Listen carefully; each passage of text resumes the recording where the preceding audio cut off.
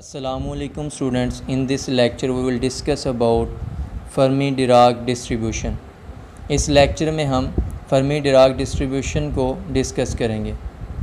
तो हम कंसीडर करते हैं कि हमारे पास कंडेंस सिस्टम है नंबर ऑफ़ पार्टिकल्स का जो कि आइडेंटिकल हैं और लार्ज नंबर ऑफ़ स्टेट्स हमारे पास लाई कर रही हैं और ये जो फंक्शन होगा वो एंटीसिमेट्रिकल होगा और वो पार्टिकल्स होंगे जिनकी जो स्पिन है वो हाफ़ मल्टीपल होगी।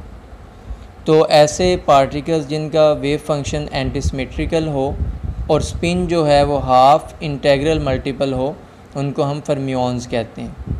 तो फर्मिओन्स में इलेक्ट्रॉन, प्रोटॉन और न्यूट्रॉन शामिल हैं। तो ये हमारे पास क्या है, फर्मिओन्स हैं और इनका जो वेव फंक्शन होता है वो एंटीसिमेट्रिकल होता है और इनकी स्पिन जो है वो हाफ़ इंटेग्रल मल्टीपल होती है। और ये जो फर्मिओन्स हैं ये पॉली एक्सक्लूजन प्रिंसिपल को ओबे करते हैं जिसके मुताबिक किसी एक क्वांटम स्टेट के अंदर साइमल्टेनियसली एक से ज़्यादा पार्टिकल एग्जिस्ट नहीं कर सकते। एक क्वांटम स्टेट के अंदर एट अ टाइम एक ही पार्टिकल जो है वो लाई करेगा। तो सबसे पहले हम देखते हैं कि जो एंटीसिमेट्रिकल वेव फंक्शन है उसका क्या मतलब है। तो एंटीसिमेट्रिकल वेव फंक्शन वो होते हैं कि लेट्स सपोज जो हमारे पास फर्मिओन्स का वेव फंक्शन होता है वो इस टाइप का होता है, नेगेटिव एक्स एक्सिस और एक्स एक्सिस। अब इस जो एंटीसिमेट्रिकल वेव फंक्शन वो होते हैं कि जिनको एक्स एक्सिस के अलोंग फ्लिप किया जाए तो वो चेंज हो जाएं, तो उनको हम एंटीसिमेट्रिकल वेव फंक्शन कहते हैं। तो जब हम इसको फ्लिप करेंगे लॉन्ग दी एक्स एक्सिस तो ये इस टाइप का वेव फंक्शन बन जाएगा। तो पहले क्या था, नेगेटिव एक्सिस पे अप था, अब वो उस तरफ डाउन हो गया, जिस तरफ डाउन था उस तरफ से अब अप हो गया। तो एंटीसिमेट्रिकल वेव फंक्शन वो होते हैं जिनको एक्स एक्सिस के लॉन्ग अगर फ्लिप किया जाए और वो जो है वो चेंज हो जाए तो उनको हम एंटीसिमेट्रिकल वेव फंक्शन कहते हैं। तो फर्मिओन्स जो हैं बेसिकली इनका जो वेव फंक्शन होता है वो एंटीसिमेट्रिकल होता है और सिमेट्रिकल अगर हम देखें तो वो होता है बोसोन्स का, जिनमें फोटोन, ग्रेविटॉन, डब्ल्यू बोसोन शामिल हैं। तो फोटोन का इस तरह का वेव फंक्शन होता है, इसको जब हम फ्लिप करते हैं एक्स एक्सिस के लॉन्ग तो ये यही रहेगा ऐसे ही, इसने चेंज नहीं होना। इसको फ्लिप करेंगे तो ये वाली साइड इस साइड पे चली जाएगी और ये वाली साइड इस तरफ आ जाएगी, लेकिन वो सेम है चूँकि दोनों तरफ, तो वो चेंज नहीं होगा जब हम एक्स एक्सिस के अलोंग उसको फ्लिप करेंगे। तो फर्मिओन्स बेसिकली जो है इनका वेव फंक्शन एंटीसिमेट्रिक होता है और इनकी जो स्पिन होती है वो हाफ़ इंटीजर मल्टीपल होती है। तो यहाँ पे फिर हम जो है फर्मिओन्स पे जो है गिब्स डिस्ट्रीब्यूशन फंक्शन जो है वो अप्लाई करेंगे। तो गिब्स डिस्ट्रीब्यूशन फंक्शन जो है नंबर ऑफ़ पार्टिकल्स पे अप्लाई करेंगे जो कि क्वांटम स्टेट के अंदर एग्जिस्ट कर रहे हैं। और ये जो गिब्स डिस्ट्रीब्यूशन फंक्शन है ये हम तब भी अप्लाई कर सकते हैं जब एक्सचेंज हो रहे हो नंबर ऑफ़ पार्टिकल्स, सिस्टम्स के दरमियान जो है इंटरेक्शन हो रही हो या एक्सचेंज हो रहे हो पार्टिकल्स। तो जो थर्मोडायनामिक पोटेंशियल है इन पार्टिकल्स के लिए जिसको हम ओमेगा के से रिप्रेजेंट करेंगे, उसका जो फार्मूला है वो ये आ जाएगा हमारे पास, omega K is equal to minus T log summation N K exponential mu minus E K over T whole power N K. तो since the energy of N K particles is in K state, N के ई के होगी उनकी energy N particles की के state के अंदर, और according to Pauli exclusion principle जो ऑक्यूपेशन नंबर होगा फर्मिओन्स के लिए हर स्टेट के अंदर वो 0 और 1 होगा। पॉली एक्सक्लूजन के मुताबिक एक क्वांटम स्टेट के अंदर एक ही पार्टिकल, एक ही फर्मिओन एट अ टाइम एग्जिस्ट कर सकता है। तो यहाँ पे जो इसका ऑक्यूपेशन नंबर होगा जब एक ही एग्जिस्ट करेगा तो 1 आ जाएगा। तो दूसरी पॉसिबिलिटी ये है कि उस क्वांटम स्टेट के अंदर कोई जो है वो फर्मिओन नहीं होगा, कोई पार्टिकल नहीं होगा, तो उसका ऑक्यूपेशन नंबर जो है वो क्या हो जाएगा, 0। तो ऑक्यूपेशन नंबर जो है वो 0 या 1 होगा फर्मिओन्स के लिए। तो इसको अगर हम सॉल्व करें इस चीज़ को, एन के जो है वो हम ले, पहले एन के जो है वो उसकी लिमिट ले लें 0 से 1। तो ऑक्यूपेशन नंबर जो है वो 0 से 1 है फर्मिओन्स के लिए। तो यहाँ पे हमारे पास फिर क्या आ जाएगा, एन के जो है वो 0 से 1 है। तो जब हम 0 के लिए इसको सोल्व करेंगे, एक्सपेंड करेंगे, तो वो एन के की जगह पे 0 आएगा, तो एक्सपोनेंशियल की पावर क्या हो जाएगी 0, होल पावर 0 जो है वो किसके इक्वल होगी 1 के। तो यहाँ पे एज ए होल 1 आ जाएगा इस एक्सपोनेंशियल की जगह पे, तो हमारे पास आ जाएगा -t log × 1।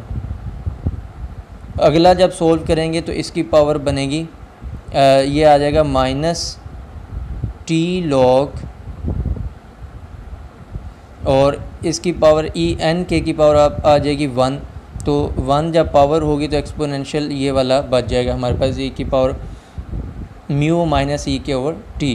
तो -t log और ये हो जाएगा -t log, दोनों में आ जाए तो कॉमन आ जाएगा एज ए होल। फाइनली हमारे पास ये चीज़ आ जाएगी। यहाँ से जब हम इसको सोल्व करेंगे 0 1 पुट करके, तो हमारे पास 1 के लिए 0 के लिए ये आएगा और 1 के लिए ये वाली चीज़ आ जाएगी -t log e की power mu minus E K over T. तो यहाँ से -t log कॉमन निकाल लेंगे तो 1 प्लस ये बच जाएगा।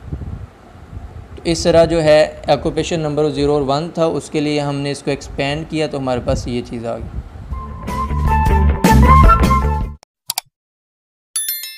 और मीन नंबर ऑफ़ पार्टिकल्स अगर हमने निकालने हैं सिस्टम के लिए तो वो होंगे, मीन नंबर ऑफ़ पार्टिकल्स को हम रिप्रेजेंट करेंगे। अगर के स्टेट के लिए निकाल रहे हैं तो मीन आ जाएगा बार के साथ, और माइनस जो मीन नंबर ऑफ़ पार्टिकल्स होते हैं वो माइनस या नेगेटिव डेरिवेटिव होता है ओमेगा के का विद रिस्पेक्ट टू म्यू।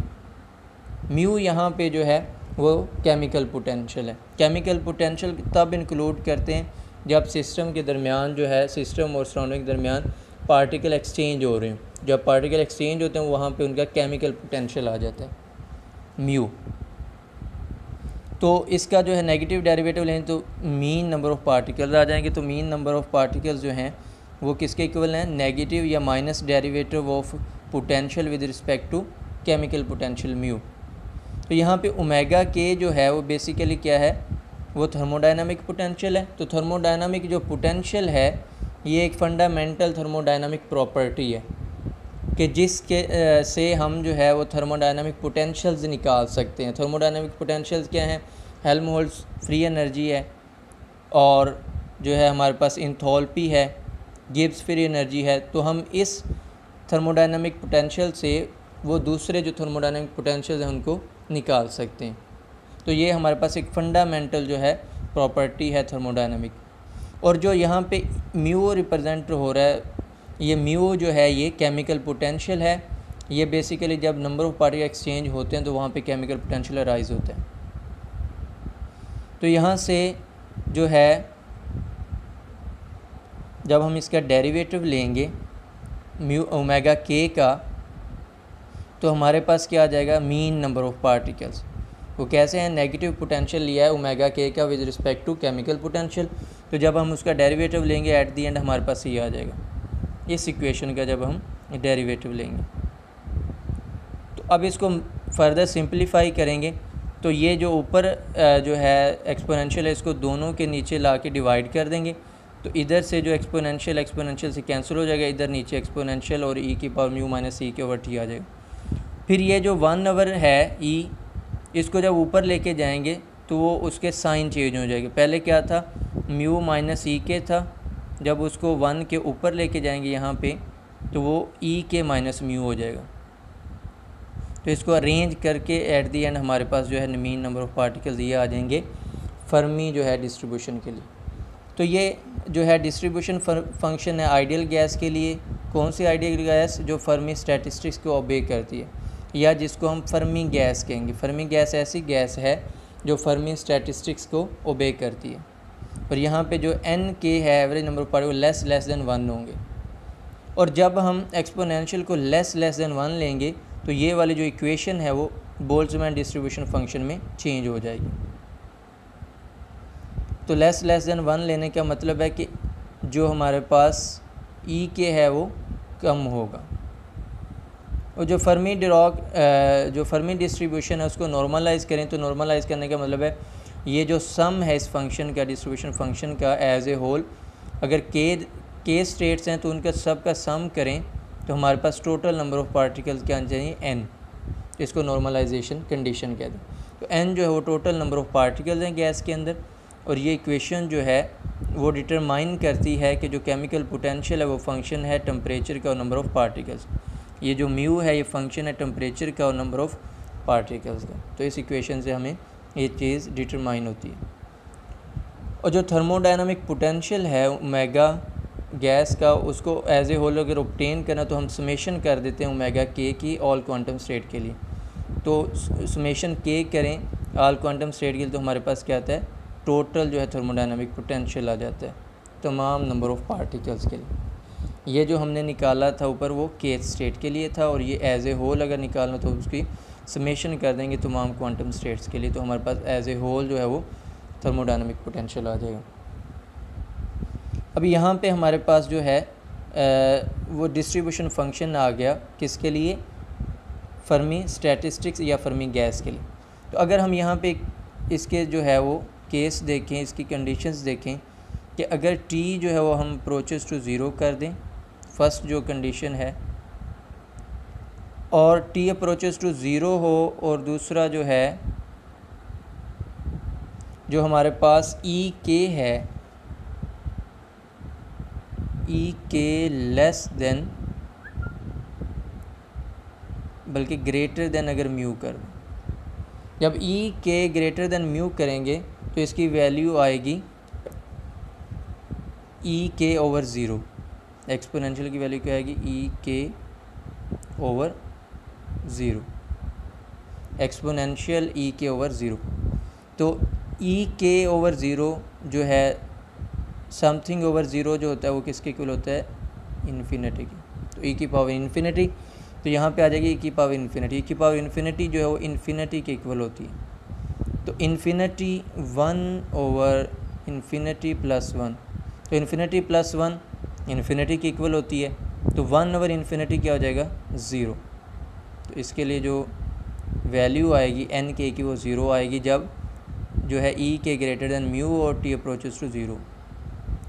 तो फर्स्ट केस के लिए क्या आया है, एन के की वैल्यू ज़ीरो। अब अगर हम जो है सेकंड केस देखें जिसके अंदर जो है T again approaches to zero है, लेकिन अब जो ई के है वो लेस देन म्यू है।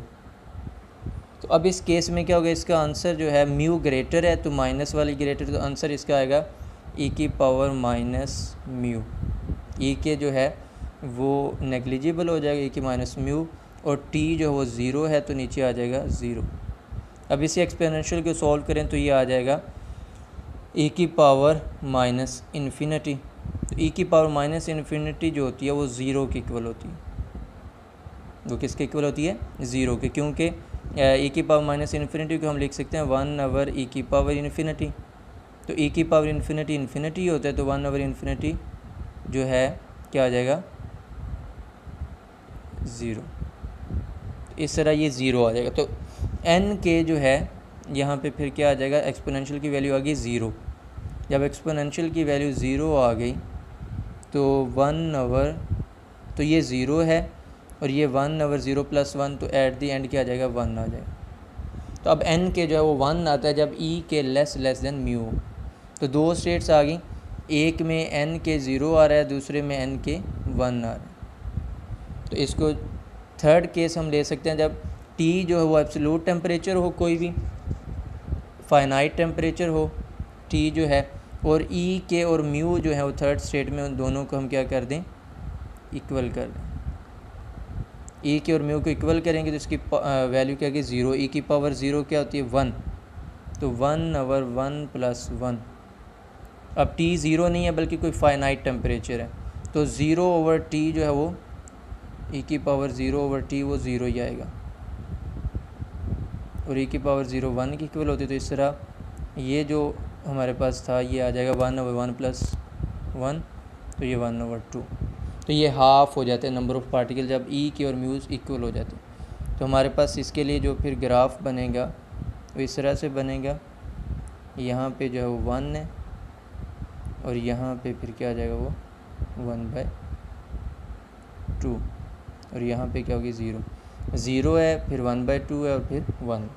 तो इस तरह हमारे पास जो है फर्मी डिराक डिस्ट्रीब्यूशन फंक्शन आता है। तो यहाँ पे 1 होता है, इसको हम फर्मी लेवल कहते हैं, जिसमें तमाम क्वांटम स्टेट्स जो है फील्ड होती हैं टू फर्मी एनर्जी लेवल। तो और इनकी जो एनर्जी होती है वो फर्मी एनर्जी होती है। तो ये हमारे पास जो है फर्मी स्टैटिस्टिक्स था, जिसका जो हमारे पास डिस्ट्रीब्यूशन फंक्शन है वो ये है। अगर हमारे पास डिस्ट्रीब्यूशन फंक्शन आ जाए तो उससे हम फर्दर जो है वो कोई भी क्वांटम या स्टैटिस्टिकल जो क्वांटिटीज़ हैं उनको ड्राइव कर सकते हैं। तो ये हमारे पास मोस्ट फंडामेंटल फंक्शन होता है जिसको कैलकुलेट करना ज़रूरी होता है। तो आज हमने ये डिस्कस करना था। नेक्स्ट इंशाल्लाह हम अगले लेक्चर में करेंगे। ओके जी, अल्लाह हाफिज़।